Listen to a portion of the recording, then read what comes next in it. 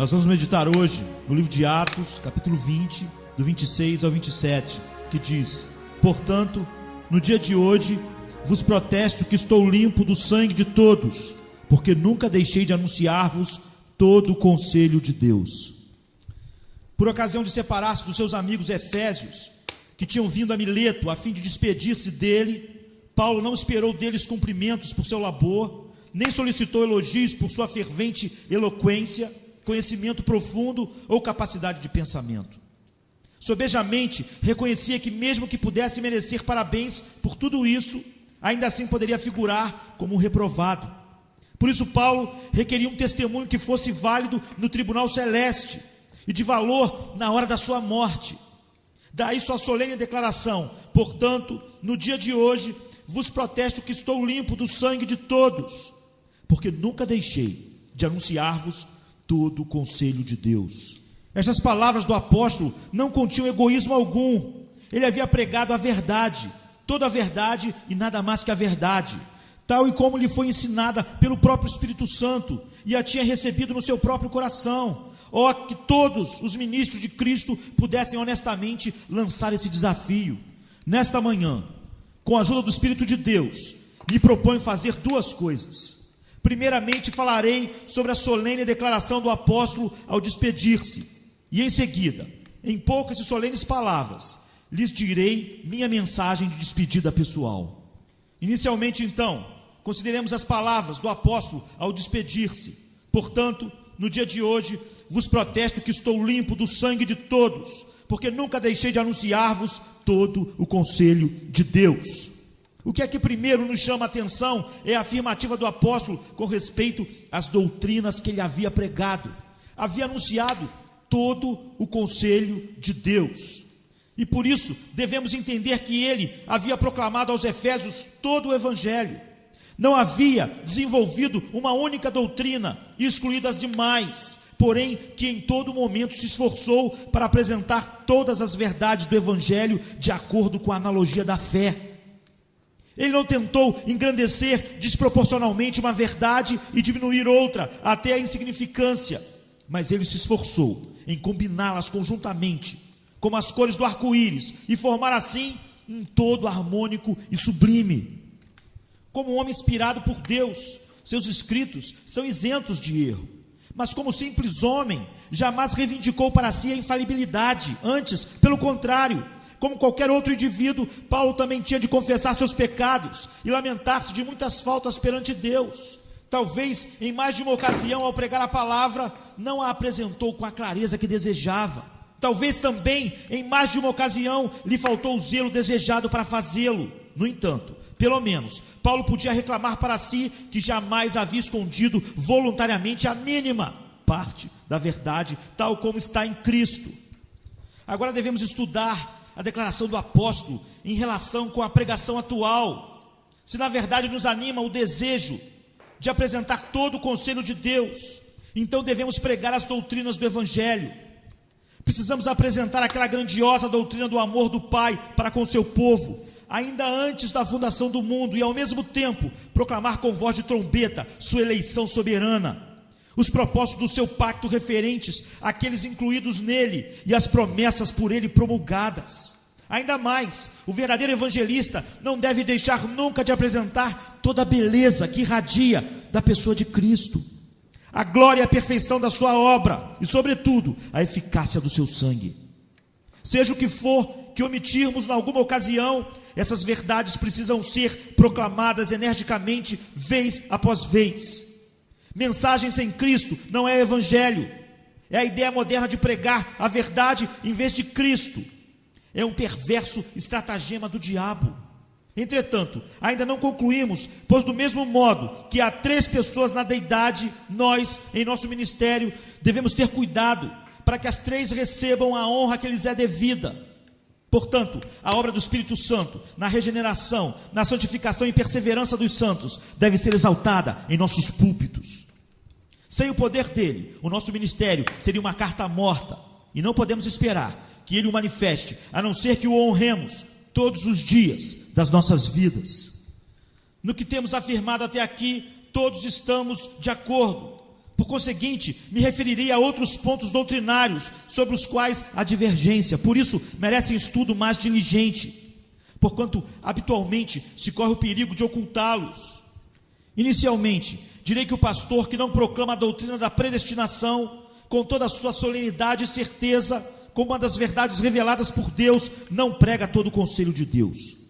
Da mesma forma, a doutrina da eleição é a obrigação do ministro, iniciando por este manancial de origem, assinalar todas as correntes doutrinárias que se derivam dela, a da chamada eficaz, a da justificação pela fé e a da perseverança segura e firme de cada crente. Precisa, além disso, cada ministro de Deus deleitar-se na proclamação daquele glorioso pacto no qual estão inseridas todas as coisas que são garantidas para todos os escolhidos, comprados pelo sangue de Cristo. Atualmente, existe a tendência de empurrar toda a verdade doutrinária para a sombra. Muitos são os pregadores que se ofendem com a austera verdade dos pactuários e que os puritanos testificaram no meio de uma geração licenciosa. Dizem-nos que os tempos mudaram, que devemos modificar as assim chamadas velhas doutrinas calvinistas e adaptá-las aos tempos modernos. Tais doutrinas, eles afirmam, devem ser diluídas, já que o homem alcançou tal nível intelectual que é absolutamente necessário recortar as arestas da nossa religião, suprimir os aspectos mais polêmicos e, desse modo, de um quadrado fazer um círculo. Qualquer um que procede assim, conforme julgo, deixa de declarar todo o conselho de Deus. Com referência a todas essas doutrinas, o fiel ministro deve ser claro, simples e direto. Não deve haver nenhuma dúvida quanto à sua crença nessas doutrinas. Ele deve pregar de tal modo que os ouvintes possam saber imediatamente se lhes anunciam um plano de salvação arminiano ou um plano de salvação segundo o pacto da graça, ou, em outras palavras, se lhes proclama salvação pelas obras ou salvação através do poder e da graça de Deus. Mas, irmãos, alguém pode pregar essas doutrinas em toda a sua plenitude e ainda assim não declarar todo o conselho de Deus. Existe um elemento de atividade e luta na vida do cristão. Aquele que é discípulo fiel terá que enfrentar uma batalha. Pregar apenas doutrina não basta.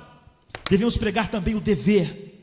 Devemos insistir fielmente e com firmeza na vida prática. Enquanto não pregar nada mais que doutrina, o ministro se encontrará com certa gente de intelecto pervertido, que o admirará, porém, logo que começará a dar ênfase à responsabilidade humana e dizer que se um pecador se perde, é por sua própria culpa, e que se perecer no inferno é também por culpa própria, então imediatamente clamarão: inconsistência! Como podem ser harmonizadas essas duas coisas? Inclusive, surgirão bons cristãos que não podem suportar toda a verdade e, portanto, se oporão ao servo de Deus, que não se contenta com fragmentos, ou seja, aquele que prega todo o evangelho de Cristo. Essa é uma das provas que o ministro fiel tem de sofrer. Com toda solenidade afirmo que não é fiel a Deus, nem tampouco a sua consciência, aquele que simplesmente prega a soberania de Deus e deixa de insistir sobre a doutrina da responsabilidade humana. E creio firmemente que todo homem que termina no inferno somente terá que culpar a si mesmo. A cada um que entrar pela porta em chamas, ser-lhe-á dito: você não quis, não escutou nenhum dos meus avisos, foi convidado à ceia, mas não veio. Eu o chamei, porém você recusou. Estendi minha mão e não fez caso. Então agora zombarei das suas calamidades e me rirei dos seus temores. O apóstolo se atreveu a enfrentar a opinião pública e pregou, por um lado, a responsabilidade humana e por outro, a soberania de Deus. Quando eu prego sobre a soberania divina, eu gostaria de possuir asas de águia para poder transportar-me às alturas dessa doutrina. Deus tem absoluto e ilimitado poder sobre o homem para fazer dele o que bem desejar, do mesmo modo que o oleiro determina o que executará com o barro.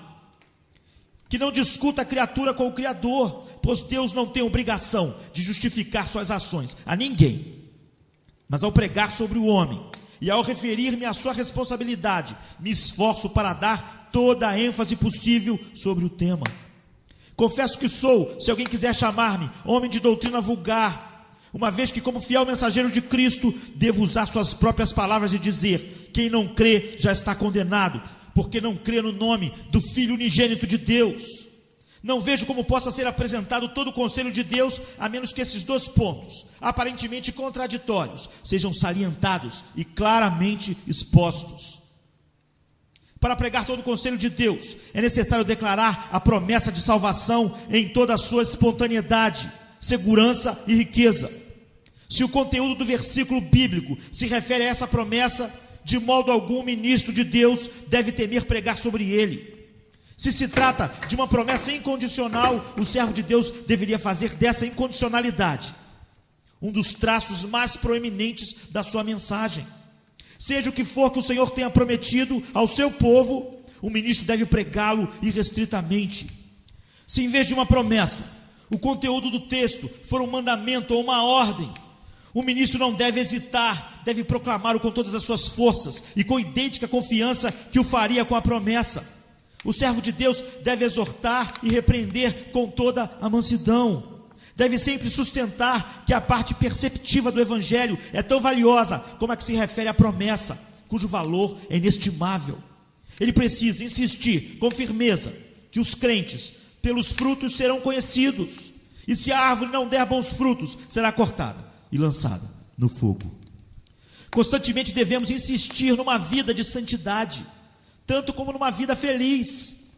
Para anunciar todo o conselho de Deus, isto é, para reunir-se 10.000 coisas em uma só, creio ser necessário que o pregador, após ter encontrado o seu texto, pregue sobre ele com toda a fidelidade e integridade. Há muitos pregadores que tomam um versículo e o cortam em pedaços. Primeiramente o torcem, depois o saturam de noções vazias e por fim o oferecem como alimento espiritual à mente de baixo nível intelectual. Todo aquele que não permite que a palavra de Deus fale por si mesma, na sua linguagem pura e simples, não prega todo o evangelho de Deus, não prega todo o conselho de Deus. Se um dia deparar com um versículo como este, assim que não é do que quer, nem do que corre, mas de Deus usar da sua misericórdia, o pregador fiel o desenvolverá e apresentará em toda a sua plenitude. E no dia seguinte, o Espírito Santo puser em seu coração o texto, e não quereis vir a mim para ter desvida, ou aquele apelo que insiste, quem quiser, tome de graça da água da vida, o fiel pregador o desenvolverá tão integralmente como o primeiro, não fugirá da verdade, ele ousará contemplá-la de frente, e então a apresentará do púlpito dizendo, fala, palavra de Deus, e que somente tu sejas ouvida neste lugar. Não permitas, Senhor, que eu perverta ou interprete falsamente tua própria verdade enviada do céu. Requer-se simples honestidade a palavra de Deus por parte daquele que trata de anunciar todo o seu conselho. Isso, no entanto, ainda não é tudo. Para anunciar todo o conselho de Deus, o pregador deve assinalar de maneira bem particular os terríveis pecados da hora presente. O verdadeiro pregador não condena o pecado de maneira geral, porém distingue separadamente os pecados. Não atira a esmo, e sim coloca a flecha na corda do arco, para que o Espírito Santo a dispare à consciência do indivíduo. O servo que é fiel ao seu Senhor não contempla a congregação como um aglomerado de pessoas, mas como um conjunto distinto de indivíduos, e portanto se esforça para ajustar o seu discurso às suas consciências, de modo que percebam que está falando diretamente a eles, como indivíduos. Comenta-se de Roland Hill que seus sermãos eram tão pessoais que mesmo uma pessoa sentada à distância, numa janela ou em alguma outra parte, não deixaria de dizer, esse homem está falando comigo. E o verdadeiro pregador sempre fala de maneira que os seus ouvintes sintam que há algo proveitoso para eles, uma reprovação, uma exortação ou uma orientação. Se houver algum vício que deva ser abandonado, algum erro que deva ser evitado, ou algum dever para ser cumprido, e no entanto, nada disso for mencionado no púlpito, então o pregador tem falhado em anunciar todo o conselho de Deus. Havendo predominância de certo pecado numa comunidade, ou pior ainda, numa congregação, se o ministro não se atrever a condená-lo por temer ofender alguém, podemos dizer que o tal não terá sido fiel à sua vocação, nem sincero diante de Deus. Não há maneira melhor de descrever-lhes o homem que anunciou todo o conselho de Deus do que conduzir-lhes às epístolas do apóstolo Paulo. Nelas encontrarão doutrina e preceito, experiência e prática. Ele nos fala de corrupção interna e de tentações externas. Toda a vida espiritual está exposta e as orientações que precisamos são dadas. Nelas encontraremos palavras que caem como chuva e refrescam como orvalho, mas também frases que batem como trovões e resplandecem como relâmpagos. Nelas observarão o apóstolo agora com o cajado na mão e guiando gentilmente o rebanho aos verdes pastos. Mais tarde, vê-lo-ão com a espada desembainhada, combatendo os inimigos de Israel.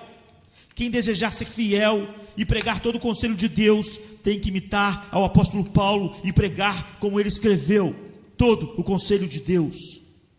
Existiria algo capaz de tentar o servo de Deus, de modo que se afaste da direção certa e seja induzido a não pregar todo o conselho de Deus? Meus irmãos, vocês pouco compreendem qual seja a posição do ministro, se em alguma ocasião não sentiram a grande responsabilidade que pesa sobre ele. Identifique-se apenas com um aspecto da verdade e serão elogiados até as alturas. Limitem-se a um calvinismo que lhes permita usar apenas metade da Bíblia, de modo a perder de vista a responsabilidade humana, e encontrarão pessoas que os aplaudirão e gritarão aleluia, e então lhe levantarão um trono, e chegarão a ser nada menos que príncipes de Israel para eles. Por outro lado, comecem a pregar mera moralidade, prática, sem doutrina, e verão que serão conduzidos nos ombros de outros homens. Todavia, se pregarem todo o conselho de Deus, ambos os grupos se levantarão contra o pregador. Uns o acusarão de arminianismo exagerado, enquanto outros o taxarão de hipercalvinista. Ora, um homem não gosta de estar entre dois fogos. Existe sempre a inclinação de satisfazer um ou outro grupo, ou seja, para aumentar o número de adeptos, a fim de conseguir um grupo de ferrenhos seguidores. Pobres de nós, se nos deixarmos influenciar por seus gritos. Logo, abandonaríamos o caminho estreito, a senda da justiça, verdade e retidão. Há muitos ministros sob a influência de pessoas ricas. Habitualmente o pregador pensa, mas que dirá o senhor fulano, editor de tal jornal, no seu artigo da próxima segunda-feira? Que dirá a senhora tal, na próxima vez que eu encontrá-la? Se todas essas coisas acrescentam um pouco de peso à balança, e se o pregador não permanece firme pelo poder do Espírito Santo, tudo isso fará com que se afaste um pouco do caminho estreito, no qual só pode permanecer se ele declarar todo o conselho de Deus. Certamente, aquele que adota a opinião de gente contrária receberá honras, enquanto o pregador que permanece sobre o puro estandarte da verdade, talvez encontrando-se só e lutando contra toda a maldade, tanto no mundo quanto na sua igreja, será objeto de vergonha e desonra. Portanto, não era um vulgar testemunho que o apóstolo reivindicava para si, ao afirmar que não havia deixado de anunciar todo o conselho de Deus. Mesmo que exista a tentação de não pregar todo o conselho de Deus, ainda assim o verdadeiro servo de Cristo sente-se impulsionado a proclamar toda a verdade, porque ela, e somente ela, pode satisfazer as necessidades do homem. Quantas maldades não são vistas neste mundo como resultado de um evangelho distorcido e feito em pedaços pelos moldes humanos? Que prejuízo tão terrível se tem causado a muitas almas por pessoas que têm pregado apenas uma parte e não a totalidade do conselho de Deus. Meu coração sangra ao refletir sobre a família onde a doutrina antinomiana já está predominando. Eu poderia contar muitas histórias tristes de famílias mortas em pecado, cujas consciências são cauterizadas devido à pregação fatal que ouvem. Já vi convicções suprimidas e desejos sufocados pelo sistema destruidor que retira a hombridade do homem e o torna tão irresponsável como um bovino. Não posso imaginar um instrumento mais útil nas mãos de Satanás para arruinar as almas dos homens do que o ministro que diz aos pecadores que não precisa se arrepender dos seus pecados, nem crer em Cristo. Esse homem é tão arrogante que se chama um ministro do Evangelho, mesmo quando ensina que Deus odeia certos homens infinita e imutavelmente, por nenhuma outra razão do que a de que ele simplesmente decide assim fazer. Ó irmãos, que o Senhor os livre da sedução do encantador e os conserve sempre surdos à voz do erro. Inclusive em famílias cristãs, quantos males não tem ocasionado um evangelho falsificado? Tenho visto recém-convertidos andando em humildade diante de Deus, vivendo cheios de gozo as primeiras fases da vida cristã, mas logo o maligno se introduziu em sua vida disfarçado como um manto de verdade. Com o dedo de cegueira parcial lhe tocou os olhos, e agora ele pode ver apenas uma doutrina. Pode ver a soberania, porém não pode ver a responsabilidade. O pastor, que por um tempo foi amado, agora é aborrecido. Por um tempo foi considerado como fiel na pregação do evangelho, todavia agora veio a ser como um lixo. E qual foi o resultado final? Nada menos que tudo o que é contrário ao que é bom e à benignidade. O fanatismo tomou o lugar do amor, a amargura fez morada onde antes existia um caráter nobre. Eu poderia apresentar-lhes inúmeros exemplos para provar que onde se insistiu demasiadamente numa doutrina particular, o resultado foi excessivo fanatismo e rancor. E quando alguém chega a cair no fanatismo, facilmente sucumbirá a outros pecados para os quais Satanás o arrastará. É necessário, pois, que se pregue todo o evangelho. De outro modo, inclusive os espíritos dos cristãos serão danificados e mutilados. Tenho conhecido homens que eram diligentes na obra de Cristo e que trabalhavam com afinco para ganhar almas, mas de repente se identificaram com uma só doutrina e não com a verdade total e acabaram caindo em apatia espiritual. Por outro lado, quando as pessoas tomam apenas o lado prático da verdade e negligenciam o aspecto doutrinário, então com frequência caem no legalismo. Falam como se a salvação dependesse das obras e chegam quase a esquecer a graça pela qual foram chamados. São semelhantes aos Gálatas, têm sido fascinados pelo que ouviram. O crente só pode conservar-se puro em doutrina e simples e humilde em caráter se está sob a influência de uma pregação que abrange toda a verdade de Deus, como está no Senhor Jesus. E com referência à salvação de pecadores, queridos ouvintes, não podemos esperar que Deus abençoe nossos esforços para a conversão de almas, a menos que preguemos a totalidade do evangelho. Se eu pregar sempre sobre o só aspecto da verdade e excluir todos os outros, de modo algum poderia esperar a bênção do meu mestre. Contudo, se eu pregar como Deus quer que eu pregue, então Ele abençoará a mensagem e porá na pregação o selo do seu testemunho vivo. Se penso que posso melhorar o evangelho ou torná-lo mais consistente ou relevante, que posso revesti-lo de modo a parecer mais atraente, então logo perceberei que o mestre me abandonou e que a palavra acabou foi escrita nas paredes do santuário. Quantas pessoas são mantidas na escravidão porque negligenciam os convites do evangelho? Elas anseiam pela salvação, sobem à casa do Senhor anelando ser salvas, mas ali só encontram a predestinação. Por outro lado, quantas multidões são aprisionadas nas trevas por meio da pregação do dever? É fazer, fazer, fazer, nada se não fazer. E as pobres almas saem da igreja dizendo: que valor tem isso? Não posso fazer nada. Oxalá alguém me mostrasse o caminho da salvação. A respeito do apóstolo Paulo, verdadeiramente podemos afirmar que nenhum pecador que o ouviu deixou de receber o consolo que flui da cruz de Cristo. Nem tampouco algum santo foi turbado em espírito por lhe ter sido negado o pão do céu, ou por haver ele omitido aspectos preciosos da verdade de Deus. De maneira alguma, sob a pregação do apóstolo Paulo, o cristão prático chegou a ser tão prático que caiu no legalismo. Nem o cristão imerso só em doutrina chegou a abandonar por completo o aspecto prático. Sua pregação possui a tal consistência e riqueza espiritual que aqueles que o ouviram, sendo abençoados pelo Espírito Santo, tornaram-se cristãos em espírito e vida, refletindo em tudo a imagem do seu mestre, Cristo. Não creio que possa expor mais demoradamente este versículo. Nestes 2 últimos dias, me tenho sentido tão doente que os pensamentos que esperava apresentar-lhes de forma mais clara têm saído dos meus lábios desordenadamente. Deus tenha misericórdia de nós. Agora devo deixar o apóstolo Paulo, a fim de que eu possa dirigir-lhes umas fervorosas, sinceras e afetuosas palavras de despedida. Portanto, eu vos protesto no dia de hoje que estou limpo do sangue de todos, porque jamais deixei de anunciar-vos todo o conselho de Deus. Nada desejo dizer que seja de recomendação ou de exaltação própria. Não quero testificar da minha própria fidelidade, porém apelo a todos vocês, e por isso lhes protesto no dia de hoje, que não deixei de lhes anunciar todo o conselho de Deus.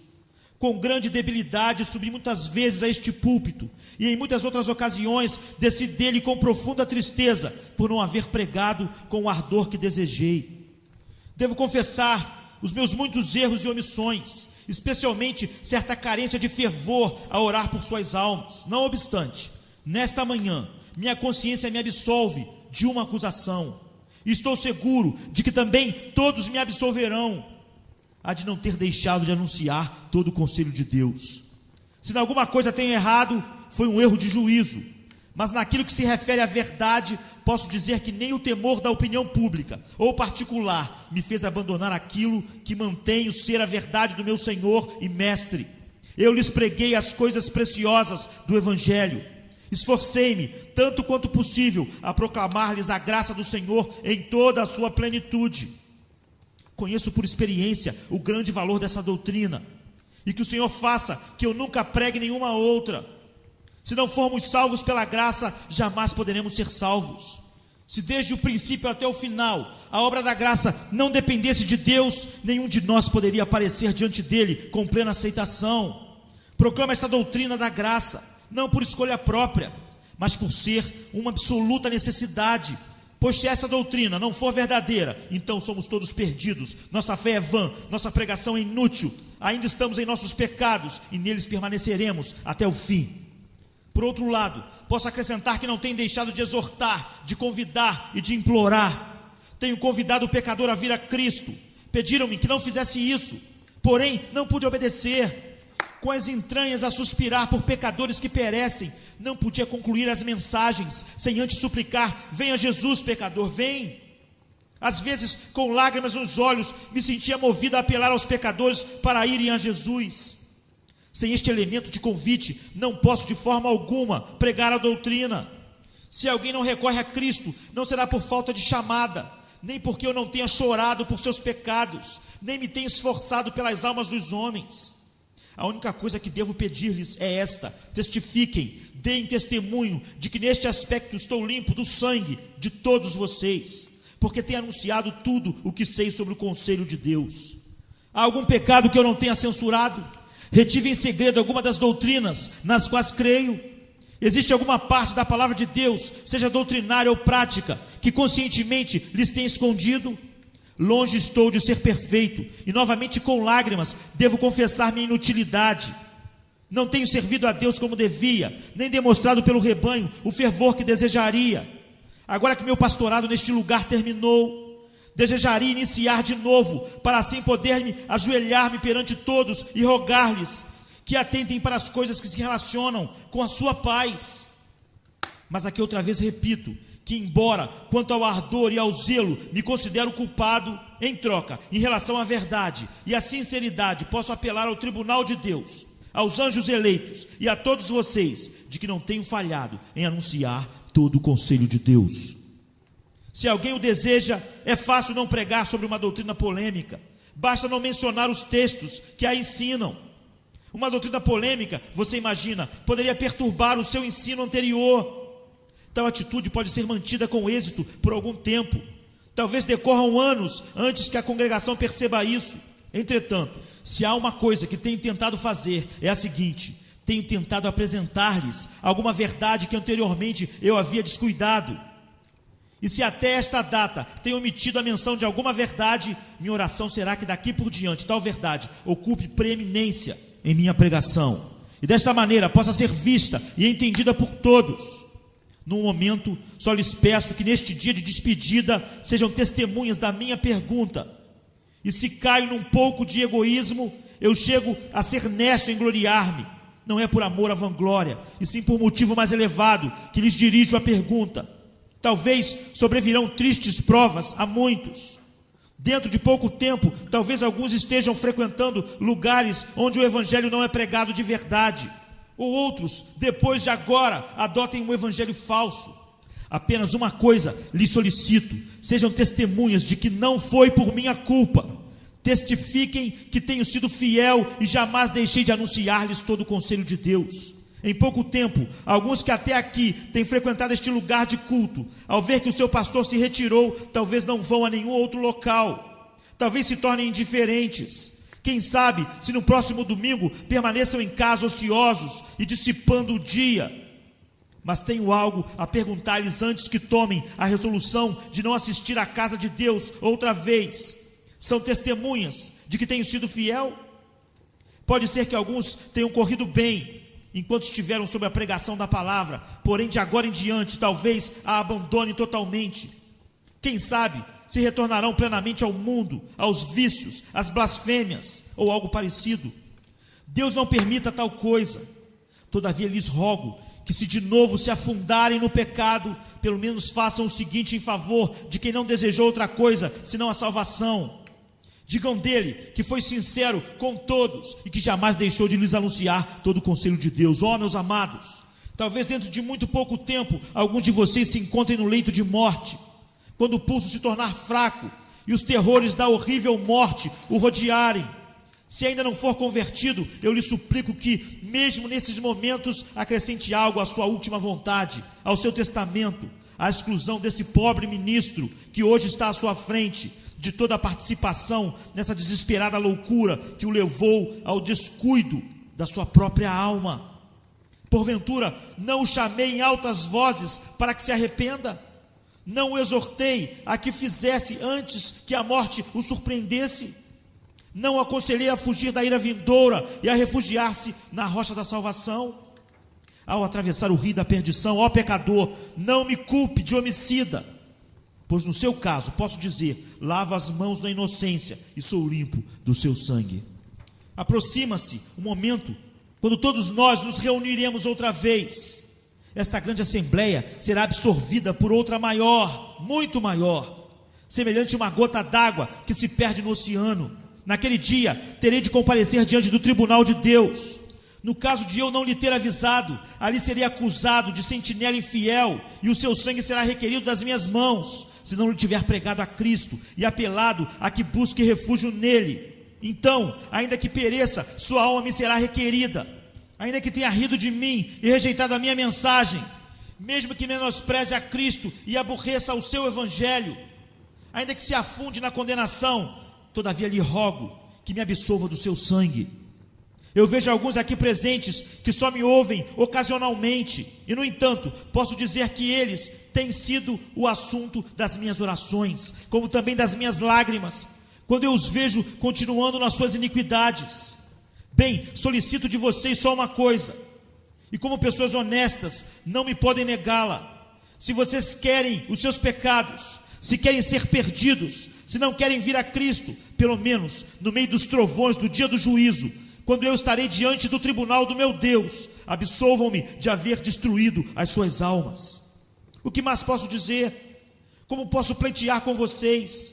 Tivesse eu língua de anjo e o coração do Salvador, talvez então pudesse fazê-lo, mas não sou capaz de fazer mais do que tantas vezes tenho feito. No nome de Deus lhes rogo que recorram a Cristo para refúgio. Se o que até aqui lhes tenho dito não foi suficiente, que Deus faça com que seja agora. Venha, pecador culpado, apresse-se a vir, aquele cujos braços estão estendidos para receber a toda a alma que com arrependimento e fé se achega a ele. Um pouco mais de tempo e este pregador estará no seu leito de morte. Mais uns poucos dias de reuniões solenes, mais uns poucos sermões, mais algumas reuniões de oração, e já me verei no meu quarto, rodeado de amigos, pela última vez. Aquele que pregou a grandes multidões, agora precisa de consolo. Aquele que confortou a muitos na hora da morte, agora ele mesmo atravessa o rio. Meus amigos, acaso verei alguns de vocês junto ao meu leito de morte, a me acusar de não ter sido fiel? Acaso os meus olhos serão perseguidos por visões de homens, aos quais tenho entretido e divertido, mas em cujos corações jamais lancei a semente da verdade? Estando eu em meu leito de morte, ocorrerá que numa visão horrorosa desfilarão ante os meus olhos as grandes multidões que perante minha face se congregaram, que um após outro, de que me escutaram, me amaldiçoarão por haver sido infiel. Que Deus não o permita. Espero que todos me façam este favor, ao jazer no meu leito de morte, testifiquem de que sou limpo do sangue de todos e que jamais recusei de anunciar-lhes todo o conselho de Deus. Vejo-me naquele grande dia do juízo, como um prisioneiro em pé perante o tribunal, que farei diante de uma acusação como a seguinte: você teve muitos ouvintes, Milhares se agregaram para ouvir as palavras dos seus lábios. Todavia você os iludiu, você os enganou propositadamente, você defraudou essas pessoas. Trovões, tais como nunca se ouviu antes, passarão por cima da minha cabeça e relâmpagos, mais terríveis do que já caíram sobre o diabo, rasgarão este coração, se eu tiver sido infiel a vocês. Uma vez que tenha pregado às multidões, a minha posição será a mais terrível do universo todo, se eu for achado infiel. Ó, que Deus tire da minha cabeça o pior dos males, a infidelidade. E agora, neste momento, faço meu último apelo. Rogamos-vos, pois, da parte de Cristo, que vos reconcilieis com Deus. Entretanto, se não quiserem fazer isso, peço-lhes este único favor, e acho que não o negarão. Culpem-se a si mesmo pela sua ruína, pois estou livre do sangue de todos os homens, porquanto não deixei de anunciar-lhes todo o conselho de Deus. Isso é o bastante quanto ao testemunho que peço de vocês. Agora me dirijo a vocês com uma petição. A todos que aqui se acham presentes, desejo pedir-lhes um favor. Se em algo encontraram proveito, se em algo obtiveram consolo, se de algum modo as pregações que aqui escutaram serviram para conduzi-los a Cristo, rogo-lhes nesta ocasião, que talvez seja a última, que me apresentem em oração diante do trono de Deus. Graças às orações dos crentes, nós, pregadores, vivemos. Os ministros devem mais do que podem imaginar as orações das suas respectivas congregações. Amo a minha congregação, entre outras coisas, pelas incessantes orações que fazem por mim. Nunca houve um ministro pelo qual se orasse tanto como acontece comigo. E é por isso que peço a todos quantos, por razão de distância e por outras causas, se separem de nós, a que continue apresentando-me em seus pensamentos diante de Deus, e a que grave meu nome em seus corações tantas vezes quantas vocês se chegarem ao trono da graça. Pouco é o que lhes peço, simplesmente que supliquem: Senhor, ajuda o teu servo a ganhar almas para Cristo. Roguem que o Senhor o faça mais útil do que tem sido até agora. Se em alguma coisa está equivocado, ensina-lhe o que é verdadeiro. Se não tem confortado suas almas, peçam que possa fazê-lo no futuro. Mas se tem sido honesto com vocês, orem para que o seu mestre o guarde no caminho da santidade. E o que solicito para mim, o peço para todos quanto pregam a verdade do nosso Senhor Jesus Cristo. Irmãos, orem por nós, pregadores. Desejamos trabalhar em seu favor como servos que um dia terão de dar contas. Não é uma tarefa insignificante o ser ministro, quando se deseja ser fiel ao seu chamado diante de Deus. Há alguém que pensava ser um ministério uma coisa fácil. Richard Baxter disse: desejaria, Senhor, que ocupasse o meu lugar e que certificasse. Se agonizar em oração com Deus e inquietar-se pelas almas humanas é tarefa fácil. Se sofrer em silêncio toda espécie de abusos e experimentar desprezos e calúnias constitui um trabalho ameno, então façam vocês, porque eu de boa vontade cederia o meu lugar. Peço que orem por todos os ministros de Cristo, para que recebam ajuda, para que recebam sustento, para que recebam apoio, a fim de que não lhes faltem as forças em todas as tarefas que eles têm de desempenhar. Havendo-lhes, portanto, dirigido essa petição com referência a mim mesmo, e talvez nisso me possa culpar de certo egoísmo, ainda me resta fazer um apelo a determinado setor dos meus ouvintes nesta manhã. Não posso afastar da mente o fato de que ainda há muitos que, depois de ter ouvido inúmeras vezes a palavra de Deus aqui, ainda não têm entregado seus corações a Cristo. Alegro-me de vê-los neste recinto, mesmo que seja pela última vez, e é movido pelo pensamento de que não voltem mais a dirigir-se aos sagrados átrios da casa de Deus, e nem tampouco a ouvir a sua palavra outra vez, nem aos insistentes convites e solenes advertências contidas nela, que nesta ocasião lhes dirijo uma súplica. Notem, não é apenas um pedido, e sim uma súplica, e esta é de tal natureza, que se tivesse de suplicar pela minha própria vida, não faria com mais força e insistência, como ao dirigir-lhes este apelo. Pobre pecador, pare por uns momentos e raciocine. Você tem ouvido o Evangelho, mas não se beneficiou dele. Quando estiver às portas da morte, que pensará das muitas oportunidades da salvação que você rejeitou? Que dirá o ser lançado ao inferno? E essas palavras forem repetidas aos seus ouvidos. Você ouviu o evangelho, porém você rejeitou. Que dirá quando, rindo, diante da sua face, os demônios lhe dirão: nós nunca rejeitamos a Cristo, nem depreciamos a sua palavra. Que dirá quando o empurrarem para o inferno mais profundo ainda do que eles jamais sofreram? Imploro-lhe que se detenha e pense sobre isto agora. Valeria a pena viver nos prazeres deste mundo? Acaso não é este mundo lugar árido e sem brilho? Oh, que o Senhor lhe revele o mal que reside no pecado. Você está nos seus pecados e ainda não foi perdoado. E enquanto perdurar esta situação, não poderá ser feliz, nem aqui, nesta vida, nem na vindoura. Minha súplica é que se recolha ao seu lar, reconheça-se culpado e faça uma plena confissão diante de Deus, uma confissão plena de seus pecados. Peça que Ele lhe manifeste sua misericórdia por amor a Cristo, e Ele não a negará. Sim, Ele o atenderá e lhe concederá o que você pedir, removerá os seus pecados, o receberá e o tornará seu filho.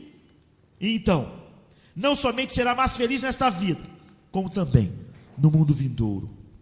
Rogo-lhes, homens e mulheres cristãos, que implore a operação do Espírito Santo, que Ele conduza muitos dos que estão reunidos aqui a uma confissão sincera, a uma oração verdadeira e a uma fé humilde.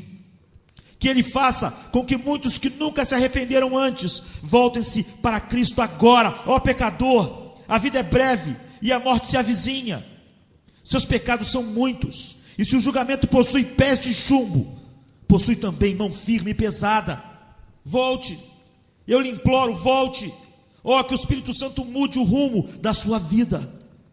Diante dos seus olhos, o Senhor Jesus está sendo levantado. Volte-se para Ele, eu lhe rogo, e contemple as feridas que padeceu em seu lugar. Olhe para Ele e viverá. Confie nele e será salvo. Porque todo aquele que crê no Filho do Homem tem a vida eterna, e não verá a condenação, nem a ira de Deus descerá sobre ele. E que agora o Espírito Santo de Deus nos outorgue sua bênção permanente, a vida eterna, por amor de Jesus Cristo. Amém.